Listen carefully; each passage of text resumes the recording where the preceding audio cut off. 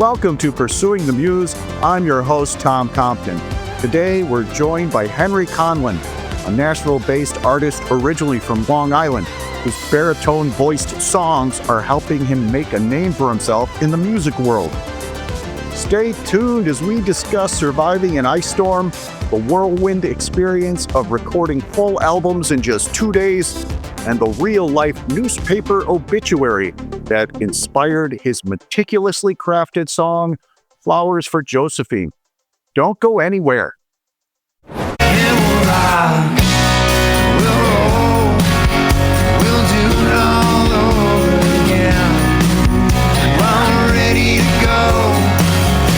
Just say when.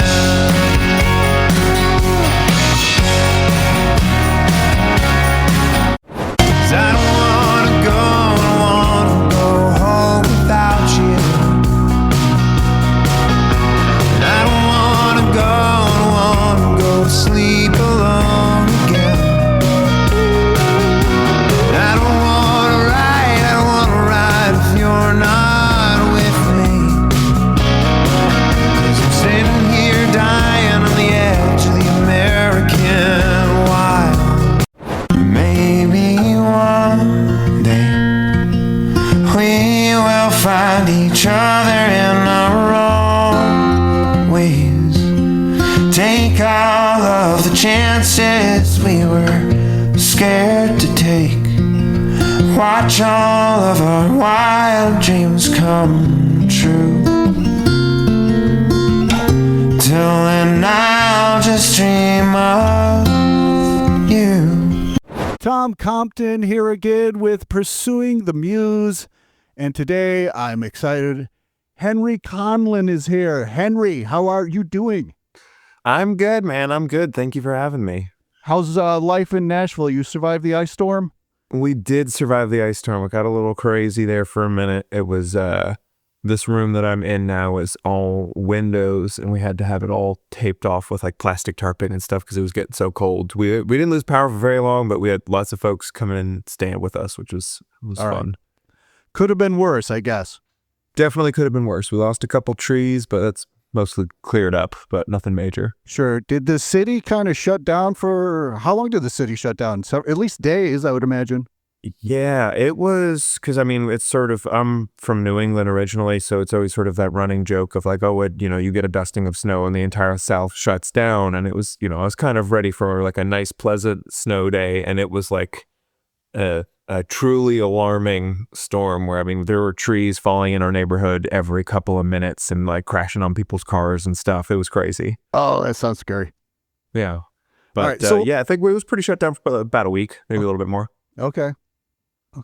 So you're talking about you're from the Northeast. I see you were born in New York, right? Were you raised there or did you move around the Northeast? I moved around a bit. So born in Long Island, folks always ask like, oh, New York, is it like city or upstate? And I'm like, oh, it's the third one. You got Long Island. So I grew up on Long Island and then moved around a bit. I lived in Vermont and New Hampshire and Connecticut for a bit as well.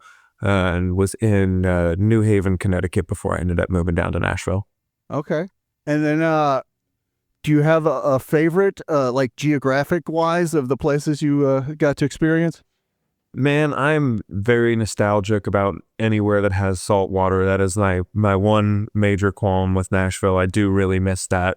There's something special about it, especially I think when you grow up around it, it's easy to miss. Yeah. I mean, I've lived in Chicago my whole life, and we've got Lake Michigan, and the waves are nice and all, but it's nothing compared to the ocean. Yeah, it's fantastic. I mean, I grew up going to like the Long Island Sound, and we were in it, every single week. It was the best. Very cool. So, at what age did you start with music? So, man, because I've always done something musical. I played piano when I was a kid, and I had a music teacher that was very intense and kind of scared me away from it for a while, and then did middle school band and all that. I started playing guitar at summer camp when I was probably in 6th or 7th grade or so, and never really took it very seriously. There was a guitar that sat on, in the corner of my bedroom for middle school and high school and didn't really do much with it. And it wasn't until I guess like probably junior year or senior year of high school that I started to, you know, really kind of find passion in it, and then started writing songs. And that really started to click for me probably around 2017 or so. Right out of high school is when I first started to kind of figure out that that was something that I wanted to do, and had a passion and had a knack for it. Nice. Did you know right away that you wanted to do originals and stay away from covers? Honestly, yeah, the thing with the covers is funny. I was just playing this gig down in Texas, and they were like, "What covers do you know?" And I'm like, "I don't know any covers." I I have a hard time enough remembering the words to the songs that I wrote, let alone something someone else writes. So I've never been a huge covers guy. Songwriting for me, where it really started was I had not really figured out my voice yet.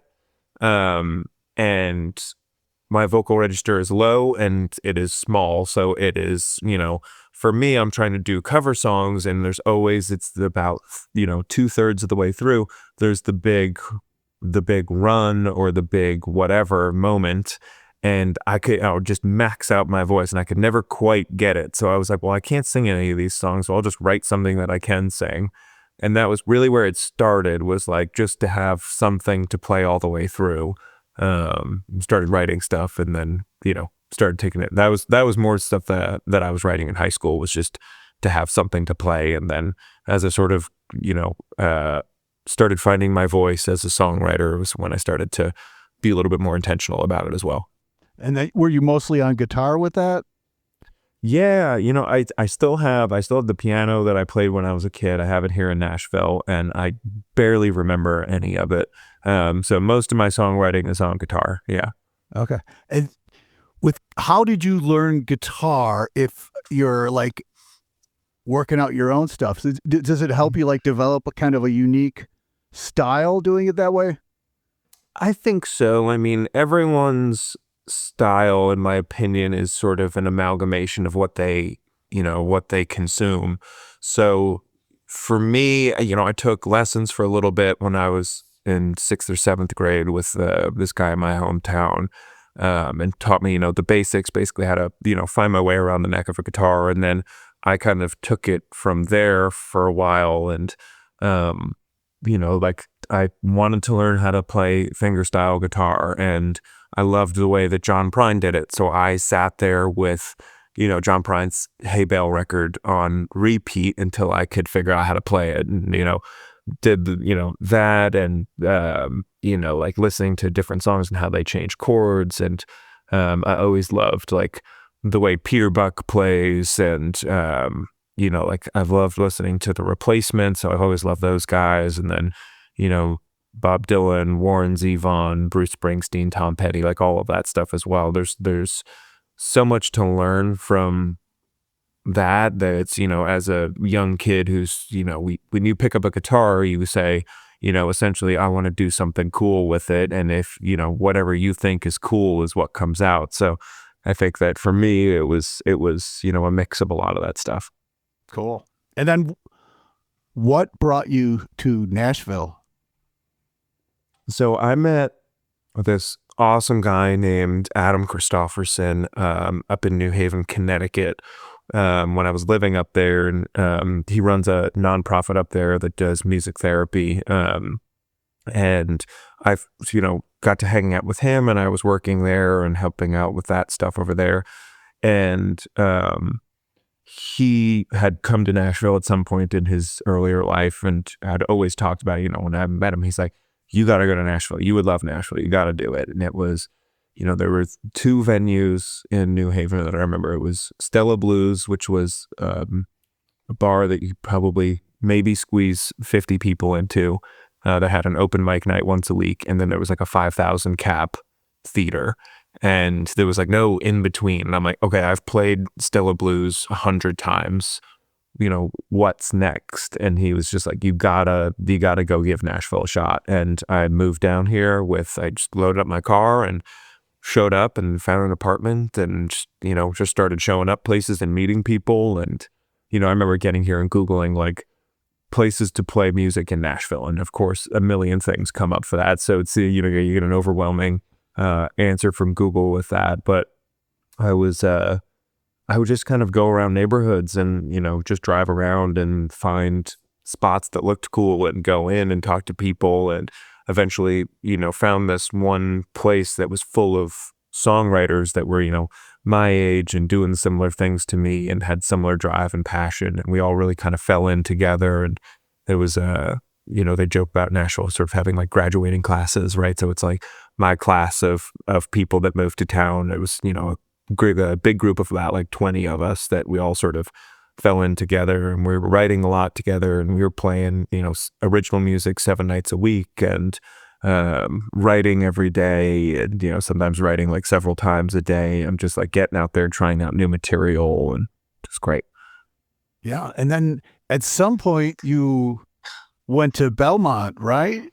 I did, yes. So I went to Belmont I'd done a little bit of undergrad and had dropped out because I didn't really know what I was doing yet, and it didn't really make sense. And it was in a year and a half. I had 4 majors, and I was like, all right, I got to figure out what I want to do before I actually commit to doing this, because it takes up a lot of time and a lot of money. So I really should make sure that this is what I want to do. So when I moved to Nashville and started talking with people, I found out about, Belmont University, because it's this huge campus right in the middle of downtown. And I'm like, what are these giant buildings? And, found out more about it, found out about the songwriting program. And I'm like, I was going to go back for something, like at least that's something I'm passionate about that, I'm pursuing. So like maybe there's something to be learned there. So I applied for the songwriting program there and got in and double majored in songwriting and music business. So that was my, what I do. I did 2.5 years at Belmont. Okay. Yeah. Enough to pick up the basics. Yes, I got my degree. I checked enough boxes to get the piece of paper. They spelled my name wrong on it, but I won't hold it against them. Yeah, it's a music school, not English, right? Exactly. So yeah, I got to see Belmont because my son was considering it, and so we did the whole tour. So it's like I'm picturing the campus as you talk about it. Yeah, it's a beautiful campus. Yeah, and it's a really great location too, like near the heart of everything.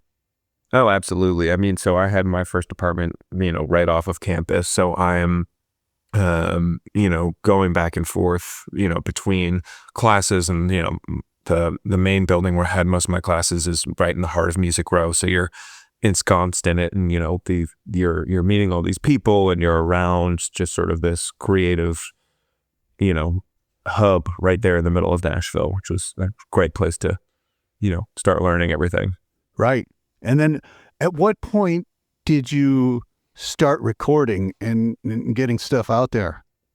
So I've done a bunch of different recordings over the years. And I think it's, for me, the better question is like, when did you figure out what recording was? Because like I had put a bunch of stuff up on SoundCloud, that was like, one of my buddies was like, I got a half an hour. You want to see if we can record a song? Which, for those of you who know about the recording process, a half an hour is not enough time to record a song. And we just were like, yeah, here, and just, pushed it out. And it was, it's a fun little time capsule piece, but it is not good, the songwriting or the production or the performance or any of that. But it was, I was doing it, and it got me excited about it. So I did that, and I ended up doing a full record with a guy named Eric Lichter up in northern Connecticut, and it was great. It was so fun. It got me so excited and passionate about it. And I moved to Nashville, and in my experience, right, it's you're recording music. It's a record. It's recording. It's a record.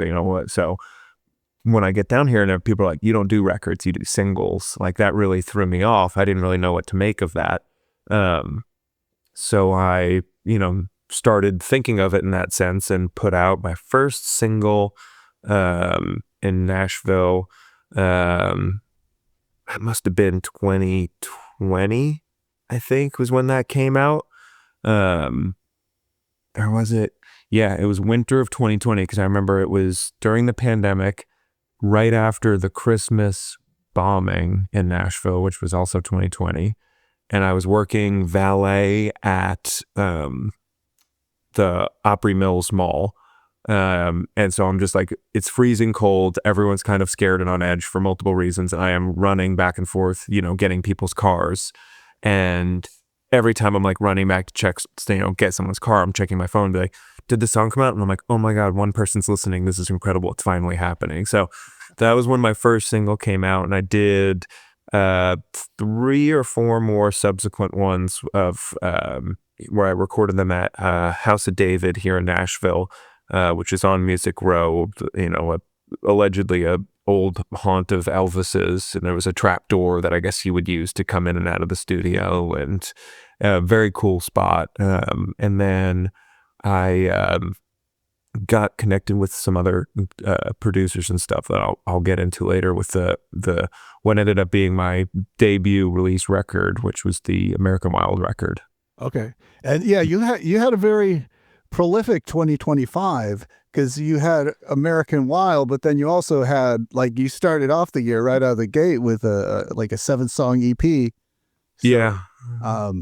Was that, in terms of people telling you that the business was singles, was that you being sort of rebellious and saying, I'm going to do the album thing anyway? I think it's sort of I'm sort of stuck in my old ways with that, but trying to make it work, where essentially I had, all in all, what is it? It's going to be like 28 songs, I think, that have come out in the last 18 months.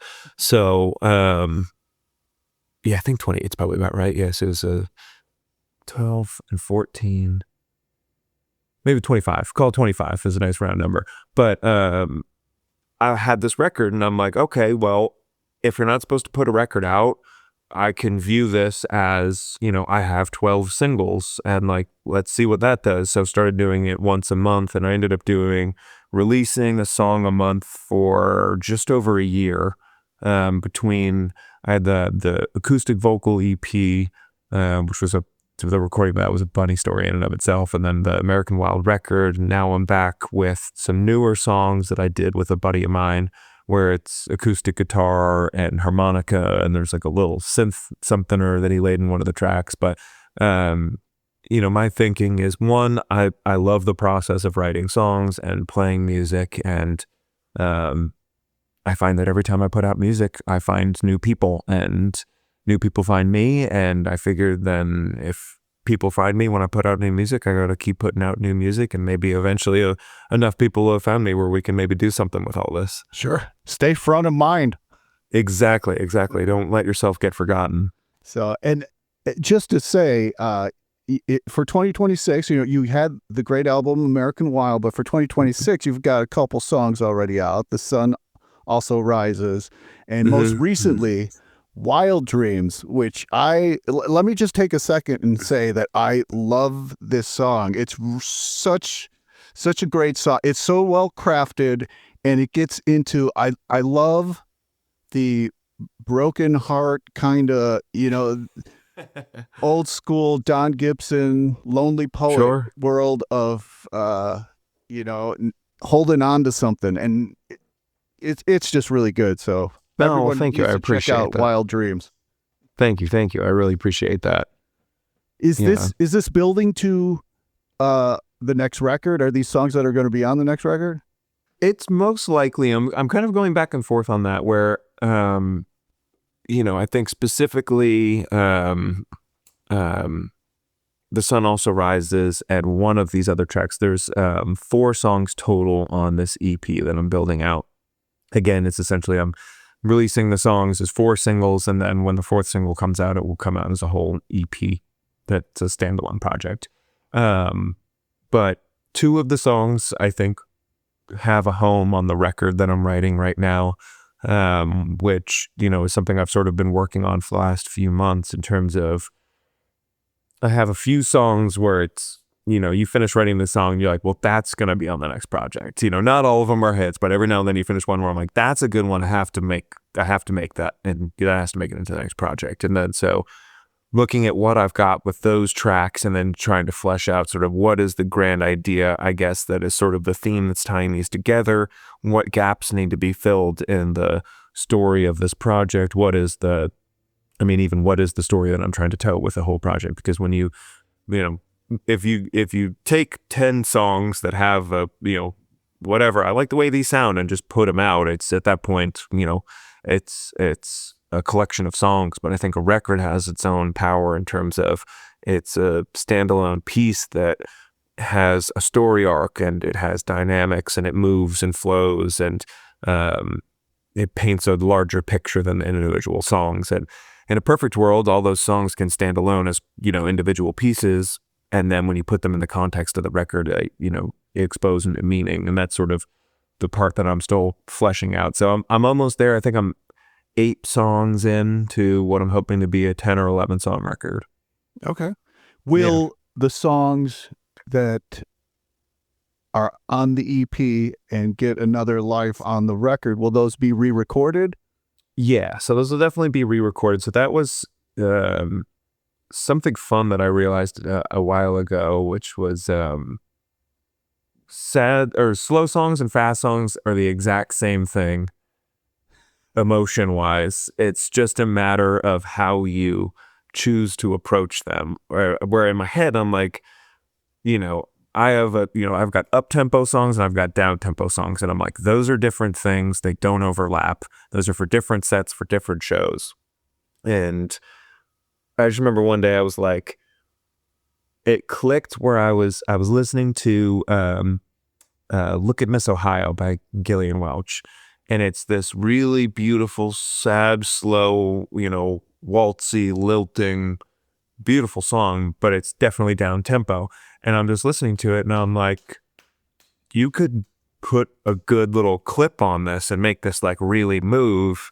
And it ended up working up a version of that I've done for a couple shows, which is really fun. And that was sort of the realization where I was like, oh, I can, really, if I'm deliberate about it and, really hone in the performance side of it, I can take some of these fast songs and make them into like beautiful, slow acoustic pieces. And then vice versa, I can take some of these sad, slow acoustic verses and be deliberate with the rhythm section of a band and make them into just like driving rock songs, which is, a fun project of rewriting old pieces. And then with that frame of mind, going back, and I found a song that I wrote like 4 years ago that I remember finishing with a buddy of mine and being like, I love this song. I can't put my finger on why I love it, because it's so slow and it's so sad, and I don't really have a place for it in my set. But it always sort of stuck with me. And then one day I was like, it's, I wrote this song at 75 BPM and it needs to be at 150. Like, I just need to double it, and like that it comes to life. Wow. Yeah. Does the meaning change for you when you mess with the tempo like that? Potentially. I mean, I guess so. I've always loved, I mentioned earlier the Replacements. That's sort of been my sort of big kick the last couple of years. And, listening to like what Paul Westerberg does, where he's got, his, they start off their career as just like absolute balls to the wall punk, like going crazy and like trashing the stage, to, by the time they get to the 90s with 14 songs, it's this like really beautiful singer-songwriter stuff that sort of becomes this proto-Americana something. And it's, it kind of caught me, and I, you go back and listen and you were like, the songs themselves haven't changed, but when you change the energy and you change the mood, people have a good time listening to sad music, I think, regardless. But when you put a good drum beat to it, you can make them dance too. Yeah. Yeah. It hits different. Yeah. So, and but I don't know if the meaning necessarily changes. I think it's just, you gotta, it's a different set of ears you gotta listen to it with. Yeah. Yeah. And that with your songs that you kind of can get a sense of that because a bunch of the songs on American Wild did have a first life in Out of My Head. So yeah. It's kind of cool to get, it's almost like looking at a gem that has different facets of like, here it is in one stripped down version, and here it is, worked up with the instrumentation. But I think the through line is, it's only a good song that can stand up to that treatment, Oh, well, thank you. I appreciate that. Yeah, it's definitely, it's a tough balance to strike with that. And it doesn't work all the time. I mean, I've got lots of songs where I've tried to, move it around and rearrange it. And I'm like, it doesn't work if you change too much on it, where, that's sort of what I'm shooting for. Is it's like how, a lot of the times too, recently I've been writing a lot without an instrument altogether, just to like, hey, I just want to focus on the substance and how I hear the song in my head, and I will figure out what the instrumentation is later. Like, which is not, the most safe thing in the world, but I do like writing while I'm driving to work in the mornings. And I'll just like sing things into voice memos of my phone, and then I'll like get to work and put my AirPods in and be like, okay, what are the chords that I'm singing over here? Like, what are the changes that make sense, and try and flesh out the song that way. And so, yeah, I mean, sometimes it comes together with, or I hear it in my head as one thing, and then I'll play a chord and go, that's the sound that I was looking for. And then that changes the whole timbre of the song. And then it can affect the meaning and affect the mood of it and all that. Sure. Yeah, that can be fun, where like you're finding the chord arrangement later, but you got the melody to kind of like, help as like a flashlight. And there's lots of people with great bases of knowledge in music theory that, are probably going to hear that and go, well, yeah, of course you can. But I did not do well at music theory in college. So to me, when I discover that a chord fits under a melody, it blows my mind every time. So it's a fun experiment for me. It's constant adventure.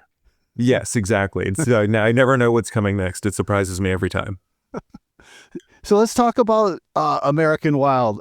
It's a great record. Now you're talking about a story arc. What arc were you feeling? Because I hear a lot of characters that are going through some stuff, trying to find their way.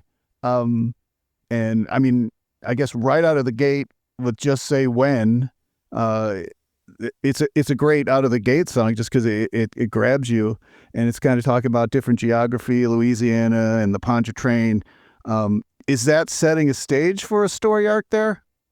So it was, yeah. I've always had fun. I mean, I what is it? It's the Walt Whitman quote, never let the truth get in the way of a good story, so it's my music, I remember it always confused my parents, because they were like, so you wrote that song, I don't understand, you didn't do that. And I'm like, that's the fun part about writing songs, is you get to do that sometimes. So a lot of the songs are like, with that song where I'm writing and I had this like specific mood in my head, with Just Say When, where I'm trying to paint this picture of someone who's here but wishes they were there.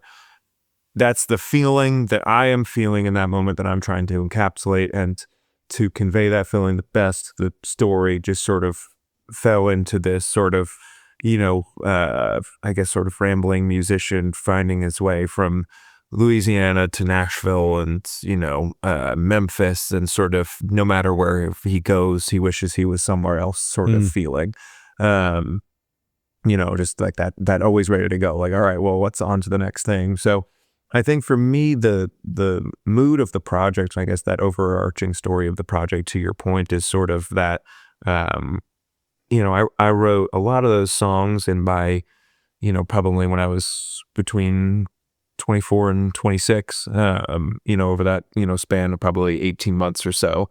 And that was definitely a big time for me of trying to figure out, like, what am I doing with my life? What's the plan here? What's going on?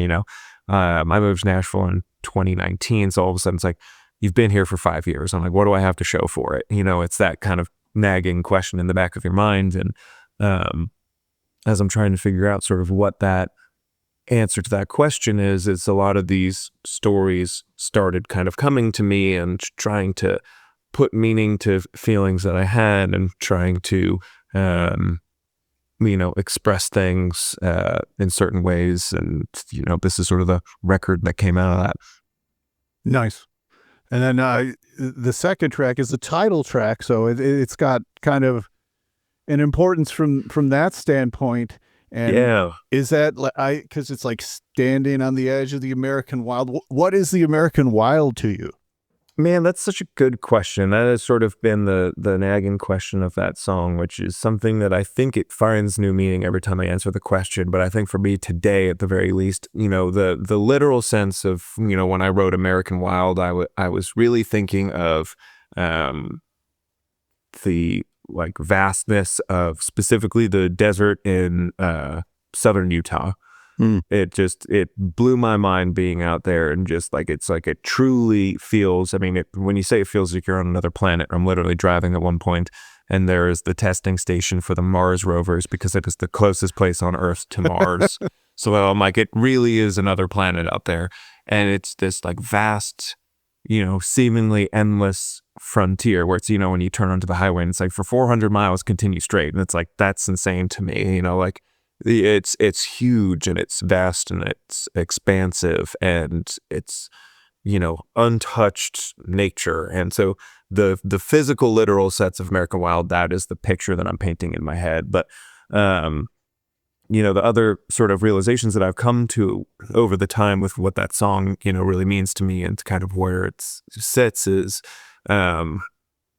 right, it's sort of it's the debut record, right? It's there's nothing more American, I think, than pursuing the dream of chasing music and writing rock songs and playing them with your buddies and getting in a van and driving around the country. It's to me, it reminds me of like a very uniquely here experience. And I know it happens all over the world, especially as time has gone on. I'm like, oh, it's not just here, it's everywhere. But at the time, it's right. It's this encapsulated thing of,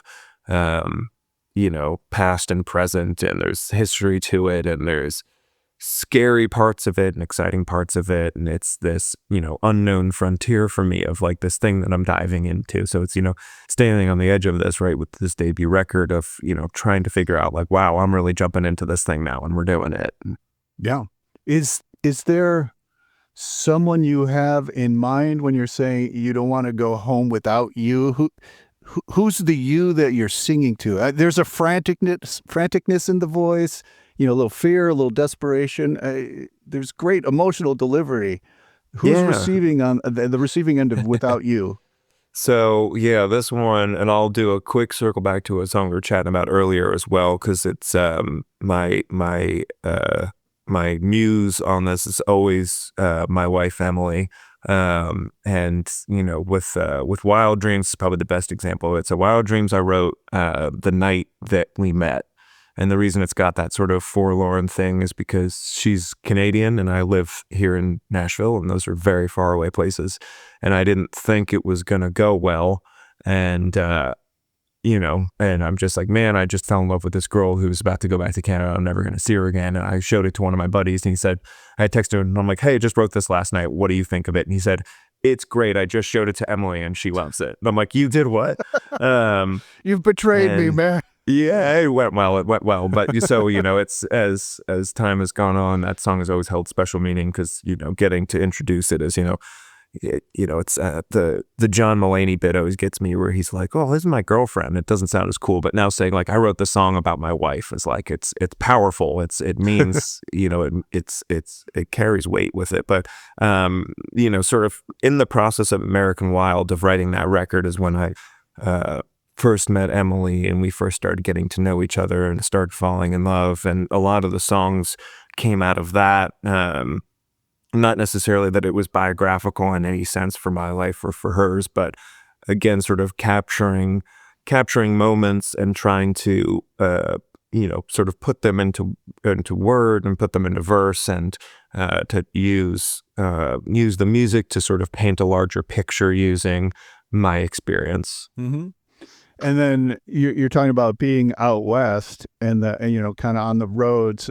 That kind of sets a context for Hotel Bed, which, hearing the title, it would almost evoke like I'm on the road, playing with the band, miss going home. But this is not what that song is about. It's about being with that person and and realizing that it's not necessarily the location, but who you're with. And I think it's really cool.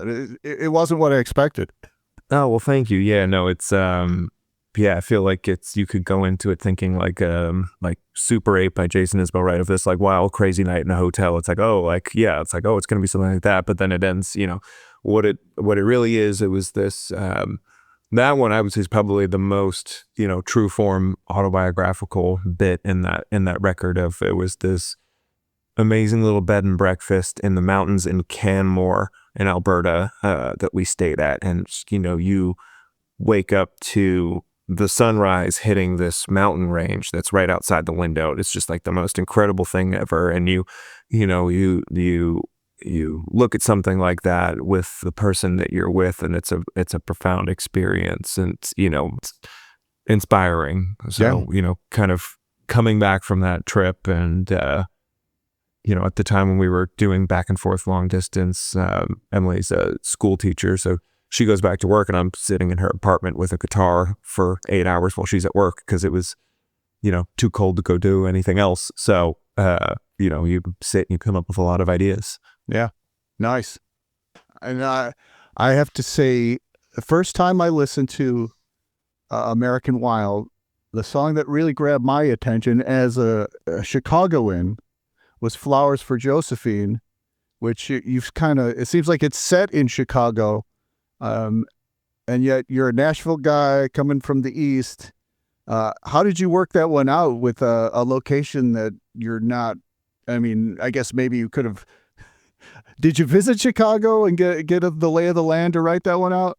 I've been to Chicago a few times, and we've me and my wife have been to Chicago together, which it's a beautiful city and definitely inspiring in a lot of ways. The story of that song came from a newspaper article. It was an obituary for a woman named Josephine, and there were two pictures associated with the article, and it was a picture of her and her husband on their wedding day, and her and her husband shortly before that she passed away, and they were holding hands in both of the photos. And I just thought that was like the most incredible thing. One's black and white where, they're young, like early 20s, and he's in his military uniform, like clearly fresh back from World War II. And, she's got the big hair, and, and then there's, these two sweet little old people, and it's this like beautiful encapsulation in two photos of this relationship. And when I first sat down to try and write that song, I tried to do the John Prine thing, which is, with Angel from Montgomery, who starts off, I am an old woman. And I'm like, I'm going to do one of those. And I sit down, and it's you gain a deep appreciation, if you don't already have one, for John Prine songwriting. In that moment when you realize you're like, I cannot write as a 27-year-old man. I cannot write a song from the perspective of an old woman. I don't have that lived experience, and I don't understand how John Prine did. And that's one of the magical things about him. But I ended up sort of working it out, and I had been playing with the idea and a couple of songs that didn't end up working out, where you have this idea and you try it with 5 different songs, and all of a sudden you get one where you're like, I finally was able to get the full idea out. But I was playing with this thing of the different occasions in life that someone would get, or would give or receive flowers, right? So with that, I end up with the story of stealing the flowers from the garden to give to this girl at Sunday school that you have a crush on, and then the guy gets sent to World War II, and he's I'm imagining like the pressed flowers in the letter getting sent back, and then they get married, and it's the flowers and the hair and the rose garden that you plant in your first home, and then naturally over time it turns into the flowers on the gravestone. Mm-hmm. Or the spoiler alert for where that song goes. But the impetus between, or I guess with the specifically the Dearborn and Ohio line right at the beginning, right, was and I remember looking and making sure it had a view of the lake, is I guess sort of the running joke with Wagon Wheel, which is, I'm headed west from the Cumberland Gap to Johnson City, Tennessee. And if you headed west from the Cumberland Gap, you would be going the wrong direction to get to Johnson City, Tennessee. And I remember listening to Ketch Secor telling that story while playing that song, and being like, he's like, it's my one biggest regret in life, sort of joking about it. And I remember clocking that and being like, especially if I'm talking about somewhere that I'm not from, like Chicago, for example, I need to make sure I have my facts straight. So I spent a good bit of time with some maps pulled up and making sure the geography of it made sense, and talking to folks. I'm like, where I talk about we built our home in Hyde Park, and I'm like, where would you want to live? Imagine an idyllic home for a couple in the, I guess, probably late 50s, early 60s. Where is that? And it's like Hyde Park. I'm like, perfect. Okay, that's what we're doing. So I like to try and do my research to make sure that, to your point, where I always love it. I played some shows in Virginia, and pretty much after each set, it was a residency there.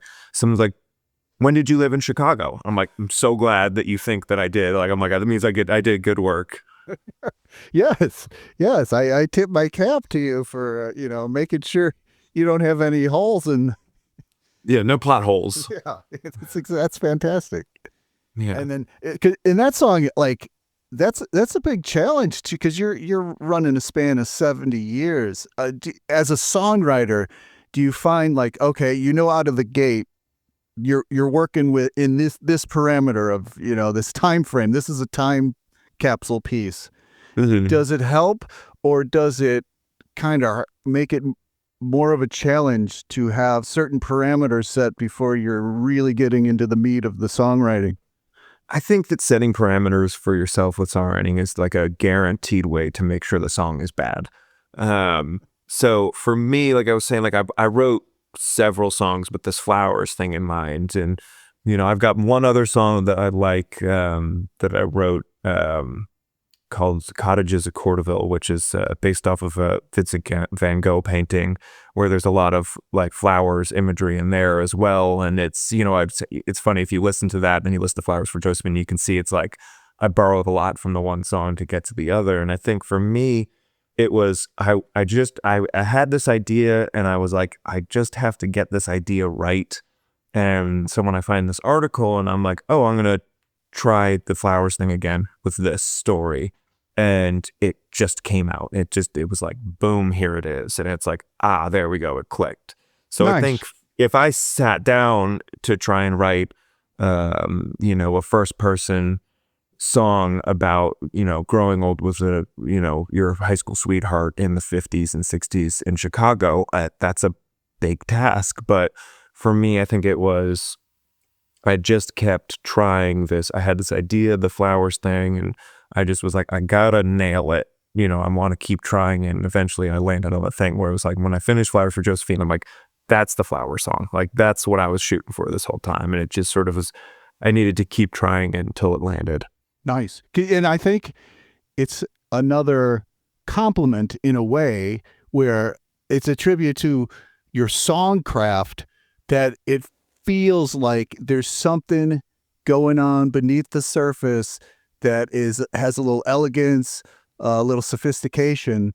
And yet, what you're saying in reality is you're fitting different pieces from different things together, and it became something really great, and almost to the point where someone's like thinking there's something to it that wasn't necessarily there. And I think that's a compliment to you. Well, thank you. I appreciate that. Yeah, I think as a storyteller, that's sort of,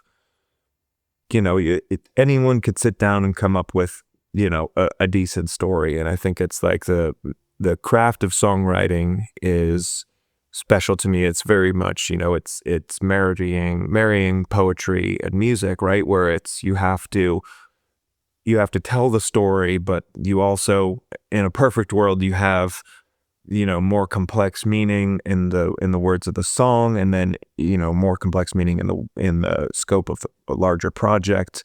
But then also you try and mix in the mood of the music to try and amplify the story and convey something, like it's a very deliberate moment in Josephine. Again, back to the music majors, I'm sure they would hear this and go, why on earth did you do that? But I have like an extra like half measure after the moment where Josephine dies, where it's like, you just kind of let it hang for a second, where it's like this realization where it's like, this is, where it's sort of like, this could be where the story ends, but then it's sort of that circling back to the chorus of like, it is never ending. Yeah. Yeah, it works. And it's cool at the same time. There's the acknowledgement of, John Prine could have done something like this, and yet he would take it to a place that you couldn't go, and you have that awareness. Oh yeah, I mean, if you get anyone on this podcast that's like, I'm just like John Prine, you should end it there, because nobody's got what he had. No, and it's like John Prine is like he's so great, and then when you try writing songs, you gain a whole nother level of appreciation. Oh, absolutely. Yeah, I mean, yeah, prolific. Yeah. So, this record was produced by Paul Ebersold. How did you get hooked up with him? Because he has some names that he's worked with, like Driving and Crying and Morgan Wade. How'd you get in the mix with Paul? So I met Paul. Felt exactly like why I moved to Nashville. It was a really special experience where I played a show just like any other night, less like the probably 150 shows I had played before with my band, and just playing around town.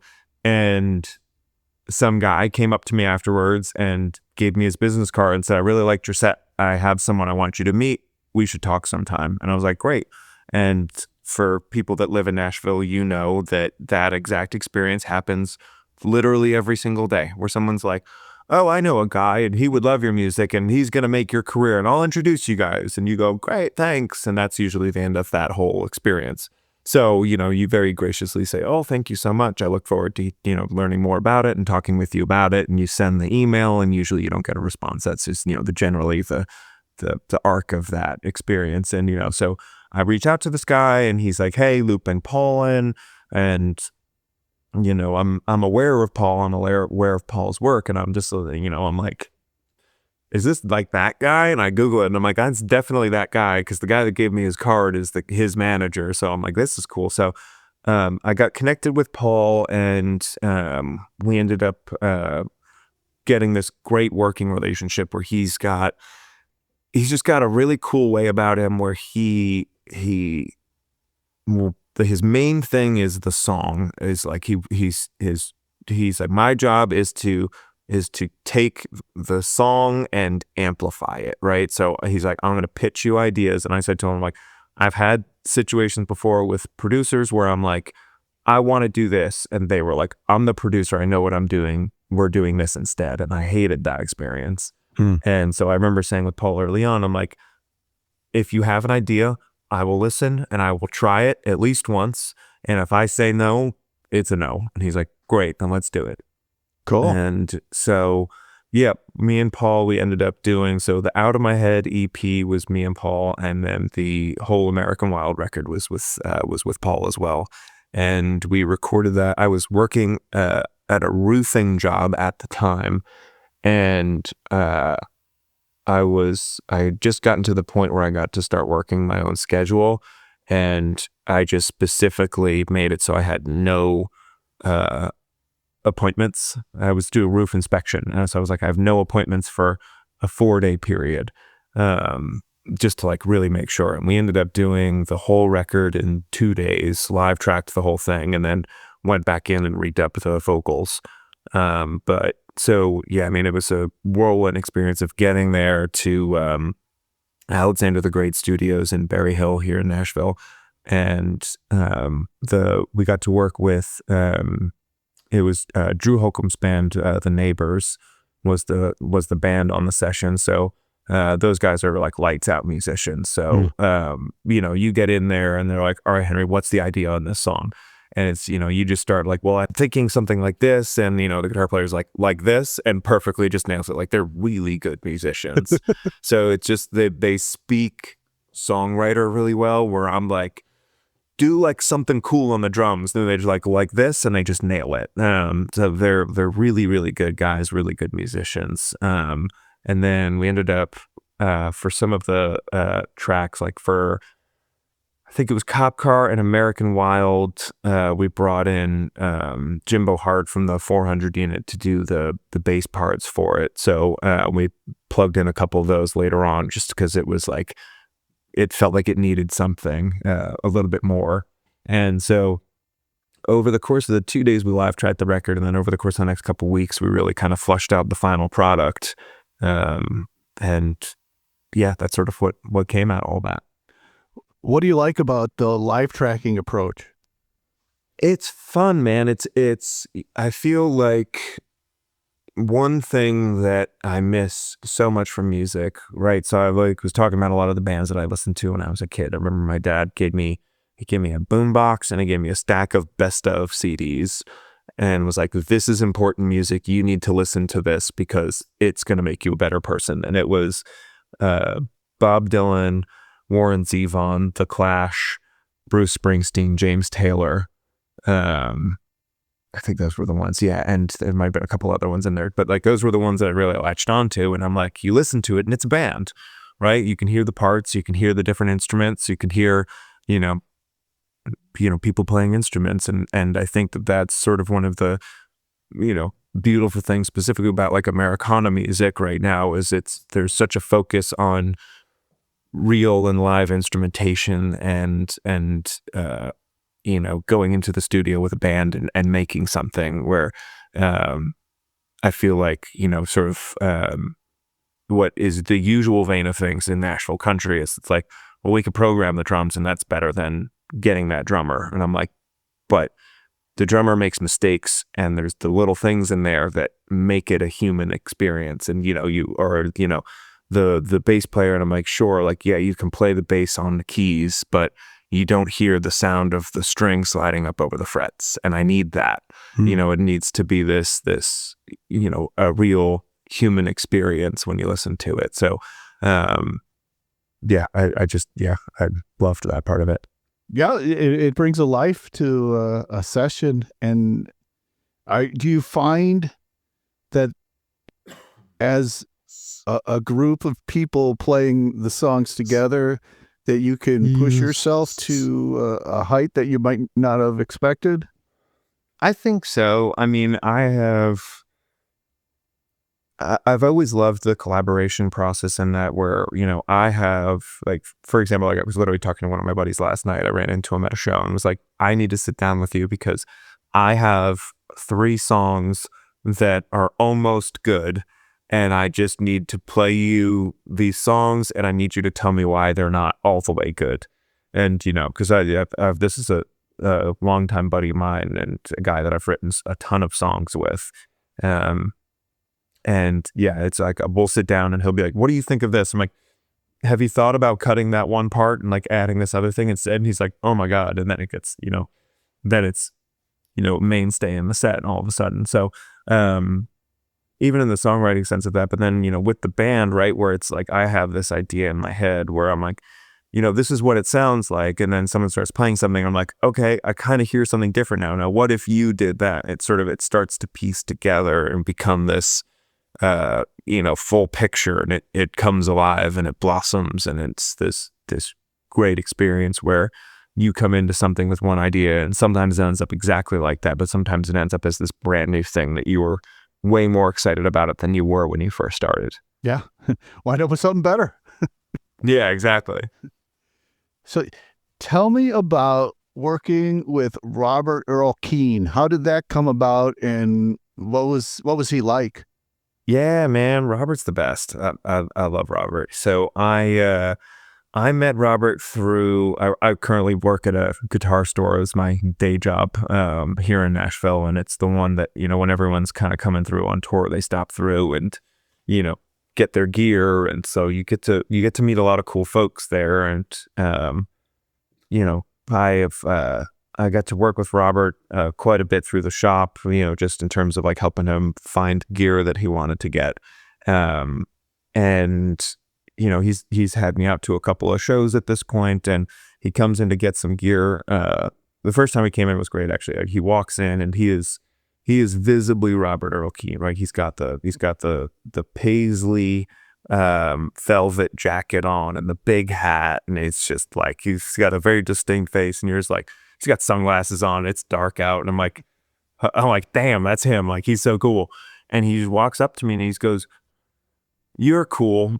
I need a cool guitar. What should I get?" I'm like, flattered, first off. But, so I helped him get something. He's like, "You should come to our show tonight." And I'm like, "Great." So we ended up going down to the Ryman and get to hang with him afterwards. And, then every time he's come through town, he comes and sees me. And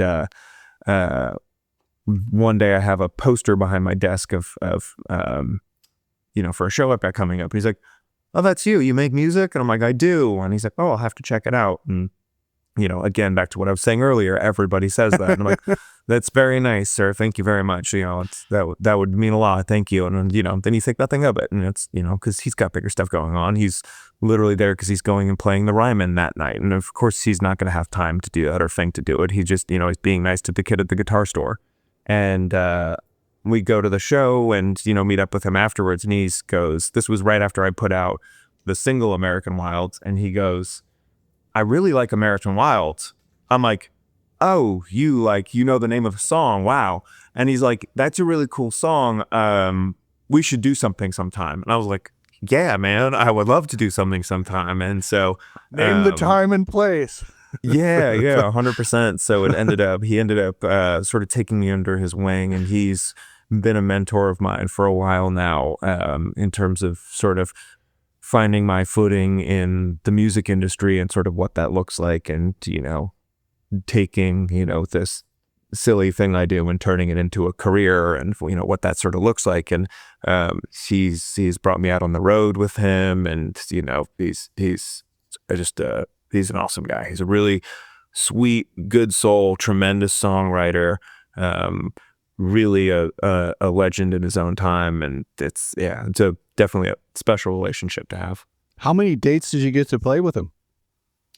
We did in 2025, we did about a 2-week run together, which, for me was all acoustic vocal, right? Because even when he does full band, it's, it's like a 4-piece band. So it's not anything where like I'm bringing out, my band and we're like, "Hey, we're doing an up-tempo rock set before, he comes out and does his thing." So it's cool for me because and his fan base is so loyal and so rabid for new original music. They're like ideal crowd for this. So it's like, I get up there and I'm nervous, and, he comes out and introduces me, and I go out the first night and sit on the stage, and everyone is just silent, like sitting there with their hands in their lap, like looking up at me like, "Okay, he said you were good. I'm here to listen. What do you got?" And it's like this, "Oh crap, mom," and dub, like, I gotta, this is an intense moment, but you got this really attentive crowd that kind of comes along with him. That's just,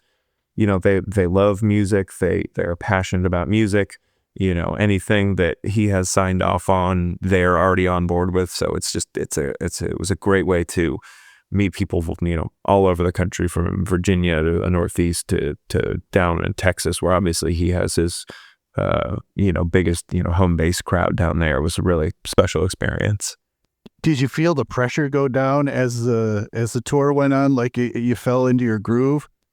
Definitely. Yeah. I mean, there's always that thing, especially like, if it's been, a couple of weeks and all of a sudden you play a song there where it's like, "Oh man, like, am I going to remember how to do this?" And then by the time you end the first song, you're back in the swing of it. And it's like, "Oh, right, I remember what I'm doing." And then, it's about, laughing through and playing through the mistakes, because no one ever has a perfect set. And it's about finding those, finding those moments in the set to make yourself a human being to the crowd. So it's, if you play it too perfect, they might as well have just stayed home and listened to the record. So it's, how do you make it a unique and human experience? And you get to sit with them and tell the story with them. And, maybe I'm going to do, like I've got some songs where live I'll do, one vocal versus another, for the record, and, get to kind of play with that a little bit to make it a special experience. But, you're definitely nervous at first. It's, you walk out and it's,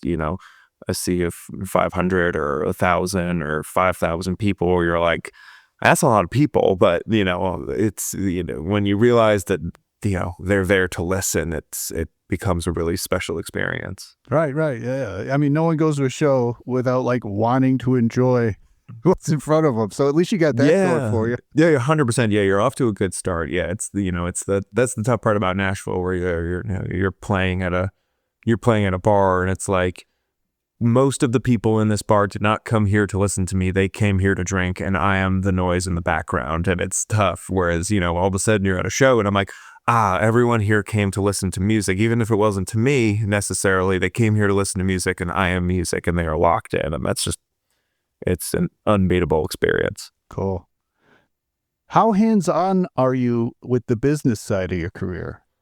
I am very hands-on with the business side of my career, unfortunately, because I am making it all up as I go along, which is fun, and I keep having people tell me that I'm doing the right thing with it, which is, encouraging. But I am my own manager and booking agent and tour manager and accountant, and I am driving myself to the next date, and there for load-in, and I am, I'm the one loading in, I'm the one checking the guitar, I am the one, at the door, greeting people, I am the one selling the merch after the show, and, making the calls to booking agents, and, not booking agents on the other side of it, like talent buyers, and, all this stuff, and making all the coordination work. So it's a lot of work, and you got to wear a lot of different hats. And, one thing I figured out is sort of there's seasons of that where, like right now I'm definitely in the